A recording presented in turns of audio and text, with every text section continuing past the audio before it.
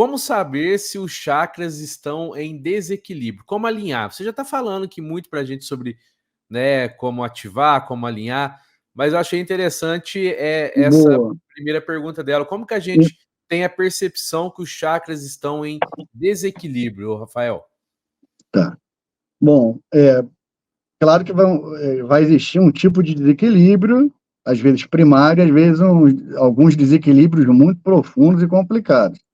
Mas sempre que você tem um medo em excesso, que você está com pouca autoestima, que você, em situações, às vezes, que não é para você ser tímido, e você, às vezes, fica um pouco tímido, ou então, ao contrário também, a pessoa, às vezes, que coloca energia em excesso em coisas que não são para dar tanta atenção. Isso é o chakra em desequilíbrio, tá?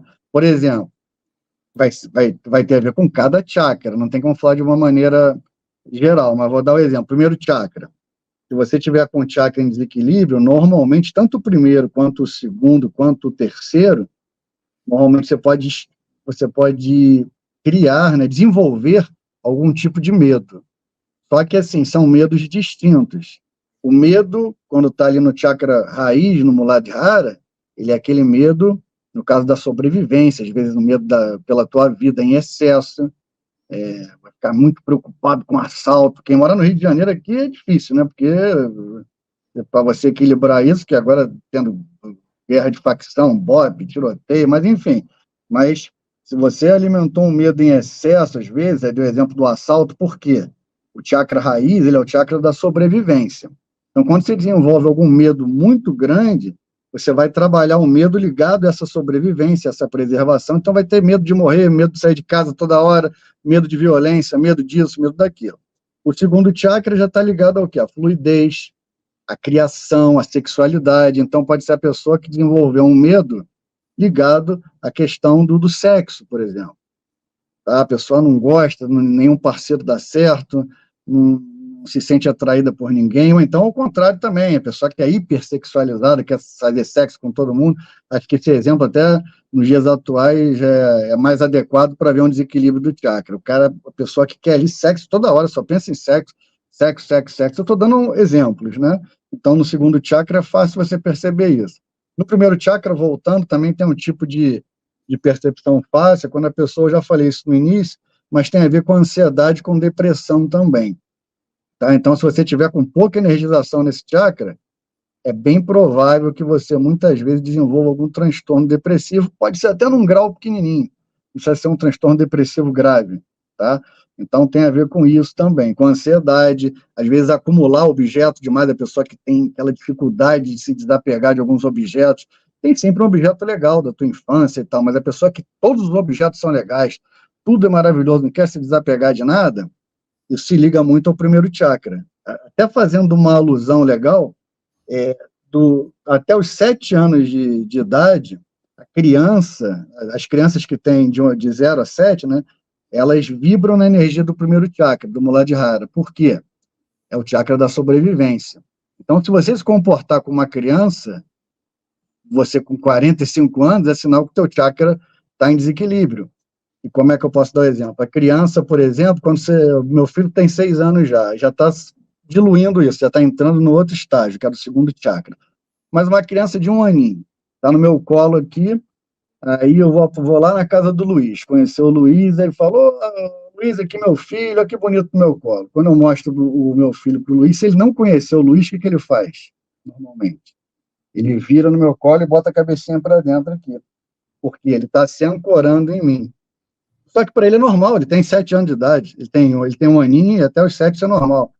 Porque ele não te conhece, ele vai procurar um aterramento no pai. Tá? Normalmente os pais, eles são vistos como uma espécie de aterramento para a criança. Mas se você está com 45 anos de idade, e tem medo de encontrar as pessoas, e tem sempre procura uma válvula de escape para fugir de alguma coisa, de um contato com alguém, então é provável que você esteja com algum desequilíbrio. Tá? Então, perceba, está se comportando como uma criança de 7 anos em algumas situações, no trabalho, digamos assim, tem um projeto de trabalho. Aí, às vezes, aquela pessoa do outro lado ali é uma pessoa que pode produzir aquilo ali melhor do que você. Estou criando um exemplo. e você sabe que ela produz melhor e aquilo ali vai ser bom para a tua equipe de trabalho, mas você não quer, você quer agir igual a criança de 7 anos, pega para você e fala, não, isso aqui é meu, não vou te dar. Então, isso é um tipo de desequilíbrio, só que é muito sutil. É mais fácil você perceber alguém que está com uma depressão grave, tudo isso. Esses desequilíbrios do dia a dia, as pessoas não percebem, elas acham que é normal se comportar igual uma criança de 7 anos. Então, uma forma de perceber isso. Isso vai em cada chakra. Estou dando exemplo do primeiro chakra. No segundo, pode ser a sexualidade, no caso, seja a frigidez, ou então, no caso exagerado, o sexo compulsivo. No terceiro chakra, quando o ego já está mais autocentrado, aí já entra a questão da pessoa que se torna até prepotente. Então, quando a pessoa está muito vaidosa, muito prepotente, querendo ser o centro das atenções em todas as situações, é um sinal de desequilíbrio no terceiro chakra, normalmente, no Manipura, tá? E se ela é muito tímida e não consegue se expressar, não consegue falar, e nem tenta, né? Porque, assim, ser tímido é normal. Eu era um cara muito tímido até a quarta, quinta série, que eu lembro, e ainda sou. Você viu, me vê falando aqui, porra, o cara fala que não acaba mais, mas, na verdade, eu sou até tímido. Quando eu começo, eu fico meio assim, e depois eu vou me soltando. Eu aprendi a trabalhar essa energia, equilibrar esses dois canais energéticos, também é outro papo, né? Que do lado do Sushumna a gente encontra o canal Ida, que é o canal responsável pela energia feminina, e o canal Pingala, né? São nomes dados pelos hindus. Eles trabalham a energia feminina e a masculina. Então você tem que tentar sempre equilibrar e equalizar isso. Aí dos outros chakras acho que vai demorar muito, né? Porque tem o cardíaco, o Vishuddha, mas cada chakra vai apresentar uma característica muito peculiar referente tanto ao excesso de energia quanto à escassez, né? Que seria o desequilíbrio, né? Mais para um lado ou mais para o outro. O coronário, por exemplo, ele não tem um desequilíbrio normalmente. Ele pode estar um chakra sem energia, mas assim, ele é o único chakra que eu digo assim, que ele não é que ele não tem desequilíbrio, ele não tem energia em excesso. Acho que é o único chakra, porque se você botar energia em excesso em todos, você pode se prejudicar, mas o coronário, ele distribui de uma forma e ele normalmente não fica travado aqui. O chakra raiz, não, se tiver energia em excesso, ele pode parar no nó do chakra swadhisthana e ficar congelada ali a energia. Então, o coronário, acho que é o único que a gente não tem que se preocupar muito com excesso de energia, porque você está em contato ali direto com a energia cósmica. Mas é isso. Show, show.